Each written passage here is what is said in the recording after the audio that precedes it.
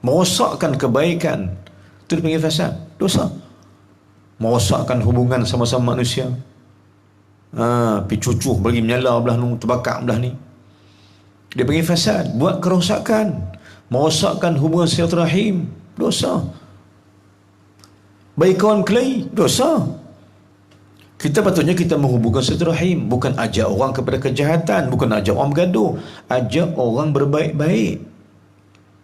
Kerana dakwah kita pada orang, kebaikan kita akan mengalir pada orang hingga orang suka dengan Islam. Seperti mana kita sebut selalu, peranan kita ni tuan, peranan kita sama semua orang ni, peranan orang bersyahadat ialah dia kena berakhlak dengan akhlak Nabi SAW. Supaya akhlak Nabi itu tersebar dalam masyarakat. Akhlak Nabi itu tersebar dalam orang ramai. Kerana abang kata, aku Nabi, aku Muhammad panggil lagu ni. Bila orang tengok panggil baik kita, sebab kita ikut panggil Nabi, orang kafir pun akan terima. Orang kafir kata bagus, Islam ni bagus rupanya. Maka kita lah orang yang pewaris Nabi. Tuan-tuan, siapa pewaris Nabi? Jawapan dia, pewaris Nabi ialah orang yang berusaha menunjukkan sifat Nabi pada orang ramai. Itulah pewaris Nabi-Nabi. Dia waris akan akhlak Nabi SAW. Dia pun tunjuk panggil baik ke orang ramai. Bila orang tengok kita, tengok dia, orang teringat kat Islam, teringat kat Nabi SAW. Nabi panggil dunia bagus, akhlaknya baik, tak pernah berkelahi, tak mau bergaduh-gaduh. Maka sepatutnya kita ni berakhlak-akhlak Nabi. Apa dah akhlak Nabi? Mendamaikan. Apa akhlak Nabi? Memperbaik, pulihkan, muslih. Bagi kawan elok, jahat dia ambil kadang. Ni dia cerita jahat dia, tak nak cerita kebaikan dia dulu. Ini kejahatan, dipanggil fasad. Merosakkan hubungan baik, merosakkan silaturahim, merosakkan benda-benda yang menghubungkan kasih sayang seorang orang tu. Tuan-tuan, kadang-kadang kau ni tak tahu pun kejahatan tu, kita pergi cerita pula, kau ni lagu jahat, lagu ni antara kawan dengan dia. Kita ni betul juga nampak ni, kita pun buat tak tahu kat dia, tiba-tiba je. Maka kau tak tahu pasal apa pun, pasal apa orang tak mau cakap dengan dia, pasal apa orang tak mau sembang dengan dia, pasal apa tak mau kawan dengan dia. Rupanya ada orang dicucuk. Ada orang dicucuk api supaya membakar persahabatan itu jangan baik. Maka orang ni dipanggil orang yang berbuat fasadun fil ardi, kerosakan atas muka bumi. Ini dosa ni.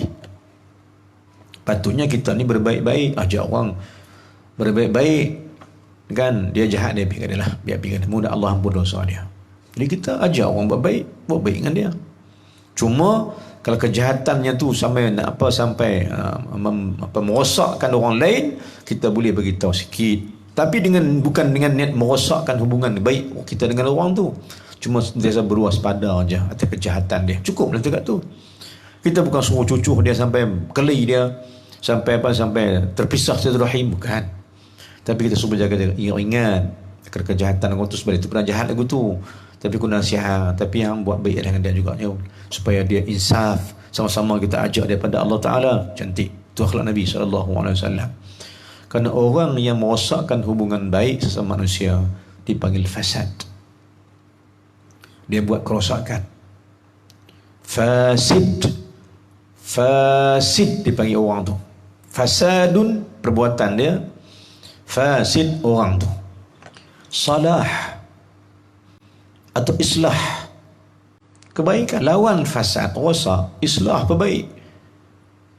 Tuan-tuan, maka petang balik ayat 31 surah Al-Baqarah, Allah kata pada malaikat, sungguhnya aku nak ciptakan manusia khalifah.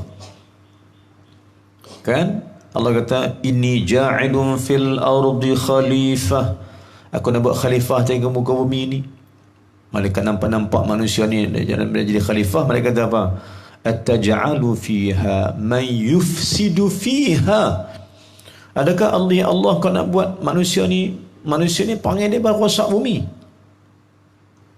ya, rosak kan? Wa yasfikud dima, dia menumpahkan darah, rosak hanya alam ni sebab tumpah darah, berkelahi, bergaduh.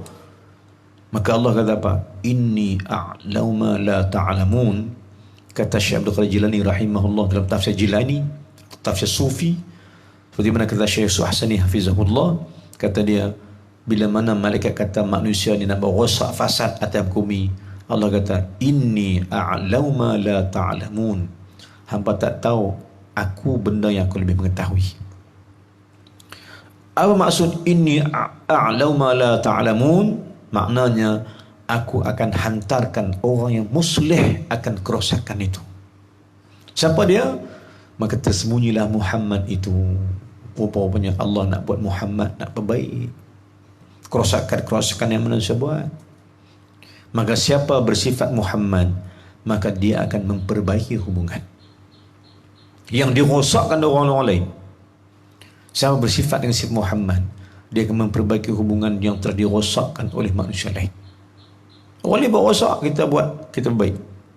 Tetapi memperbaiki itu amat sulit. Merosakkannya cukup senang. Tuan-tuan sekalian, kata ulama, tengok kata ulama, buku ini, buku, kamu ambil masa bertahun nak tulis dia. Nak tulis buku ni masa bertahun.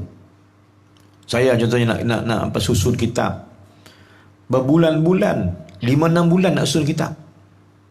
Jangan nak kata ulama, nak susun kitab, nak tulis kitab, masanya bertahun-tahun. Tetapi nak membakarkan kitab itu cukup dengan 1 minit. Tidak anda? Betul ke ni? Nak tulis buku, nak tulis kitab bertahun-tahun, nak habis, nak rojok sana, rojok sini, tulis, nak type, nak cetak, nak dapatkan apa-apa muka surat pun. Seperti muka surat nak tulis buku ni bertahun-tahun nak kena rojok. Tapi nak bakar buku tu cukup dengan tempoh 2 minit, 1 minit, 2 minit. Bakar habis. Maknanya nak buat kebajikan ni sulit dan makan masa. Tapi nak merosakkan cukup dengan sesaat. Ikut lebih. Tuan-tuan dan puan sekalian. Tapi siapa bersifat Muhammad, dia akan memperbaiki. Dan siapa bersifat iblis, dia akan merosakkan.